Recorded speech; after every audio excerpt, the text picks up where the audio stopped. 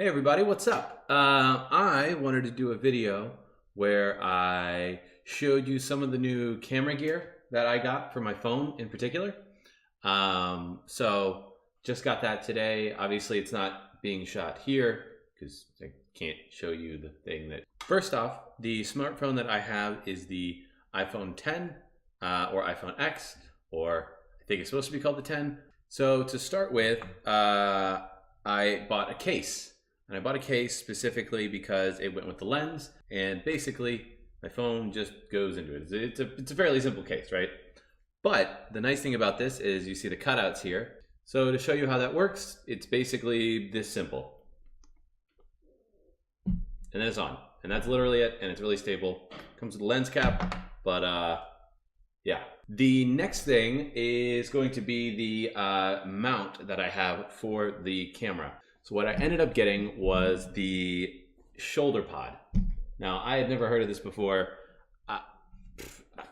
The things I'd heard of are like Beast Grip. There's DJI Osmo Mobile, which if you really want stabilization. Movi is coming out with a freestyle one. I didn't need a gimbal, a stabilized gimbal, at least at this point. And the stabilized gimbals don't work with nice external mics because of the weight problems, right? So we have this guy. It's pretty simple. You have your grip that you put the phone in, and then something you attach a peripheral to. Yeah, cool. So we have a mount, camera on there. The wood on the case kind of matches the wood grain accents. I don't know, kind of all just goes together. The next item is going to be the Video Mic Pro. So it's a mic from Rode. So on camera shotgun mic. This is a particularly fancy on-camera shotgun mic. I decided not to really cheap out on that one, mostly because having friends who were in the business of sound and sound editing for video and games and things, having bad audio is super annoying. And you know, with video, with cameras, most cameras are good enough to one degree or another, depending on how you feel about it, but bad audio, you can spot it a mile away, and it's kind of hard to overcome it in a lot of ways. Like, most phone audio is not great. It's fine. It's passable, maybe. But once you start getting into mic territory, you can go real bad real fast. So, and this one actually had power on board, so I don't have to plug it in. It doesn't have to draw power from my phone, which can be an issue if you're using this guy.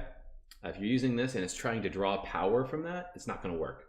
You have to get some sort of other adapter, which I was like, I don't think I'm going to be able to find that at B&H. I might, but if I couldn't, that would be super annoying to have to go on Amazon just to order a friggin' adapter. So, other reasons. Fucking, this is a pretty wacky setup I got going on here, but wow. That's fucking cool. It probably feels like overkill, but with that lens... the next thing that I have is the dead cat, which I can put on it to sort of protect it from the wind. And then two other things, very minor. One of them is that if you're going to use a mic like that, especially with a smartphone, you're going to probably need this. So this is the TRS to TRRS adapter. Basically what that means is if you see this cord right here, see how that has, I don't know if you can see it. There you go. See how that has two lines, only two lines? But if you look at one for your phone, it has three lines in it, which is what this one has. So it's three lines. So what that does is it takes a two-line input and then converts it to the three-line input so that I can plug that into this. Or I guess it would be this way in this picture. But. And then finally, just because I don't want this thing falling over. The good thing about this is that there is a thread on the bottom of it as well, which means that you know, I can screw it onto a tripod, which is great. So I have a tripod. It's large, it's kind of old and clunky, but I wanted to get something a little bit smaller but sturdier than some of the flimsy ones that you can get for a phone. So I decided to get this guy, this Mini Pro. I don't know. It's from Slick. It's a bit heavier weight.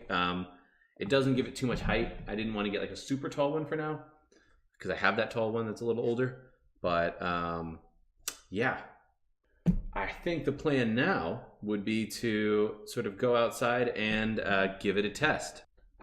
So with that said, I'll see y'all outside. So I figured today was a good day to bring the camera out. I can actually film something on the vlog, which I'm doing something. I'm going out of my cave.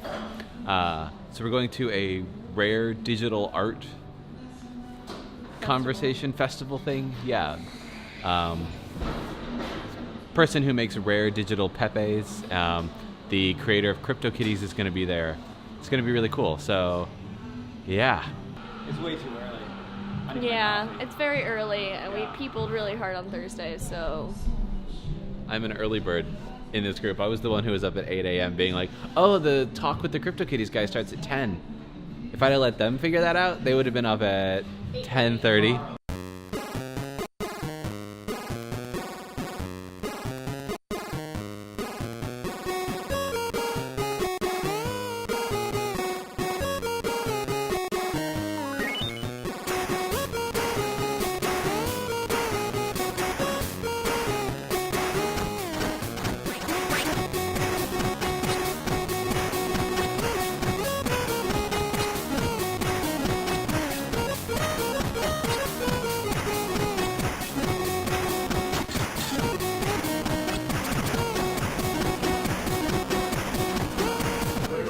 I'm gonna draw on $1 and turn it into a rare digital art asset. You have to put the other hashtag in it too. No, I know, but hashtag #FateLife on George Washington.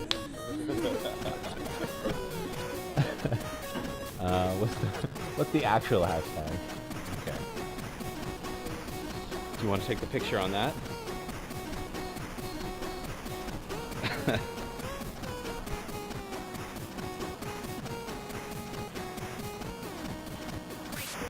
New shirt, new day.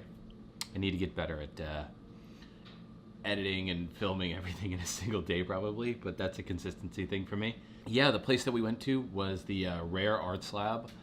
They had their first ever event for people who are artists creating rare digital art. And that is things like CryptoKitties, if you're familiar with that. The other folks that were there was the creator of CryptoPunks, also the rare Pepe wallet, Dada, and others. It was just interesting to see how all of these artists are using the blockchain to give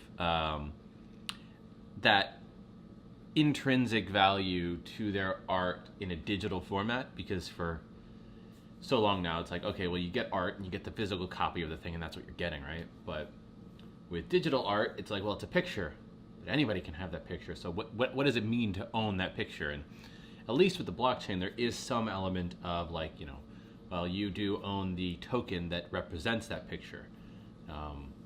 And for some of them, like the rare Pepe wallet, this is a really interesting thing where you own the card, but there could be extra content associated with that only the owner of that card would be able to see, because there's like a special link and you open it up and it takes you somewhere, right, to some file somewhere. But the only way that you get that link is you have to verify that you are the owner through the wallet. It makes me think a lot about the Wu-Tang Clan album that Martin Shkreli purchased. Similar things like that. Like, what will artists do in the future to make purchasing an album through iTunes or whatever that much more interesting or special? Yeah, and now it's just Sunday morning, and got this new setup. Hopefully everything turns out nicely. I think for me, I want to film outside more.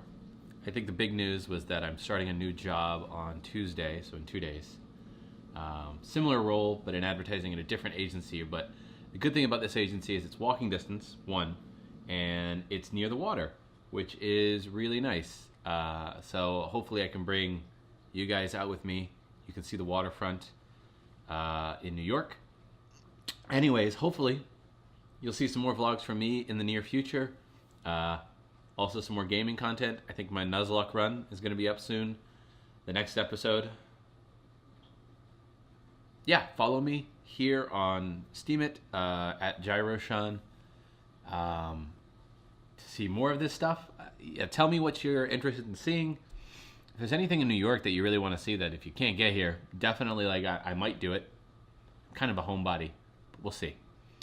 Anyways, thank you guys so much for watching, and I'll see you soon.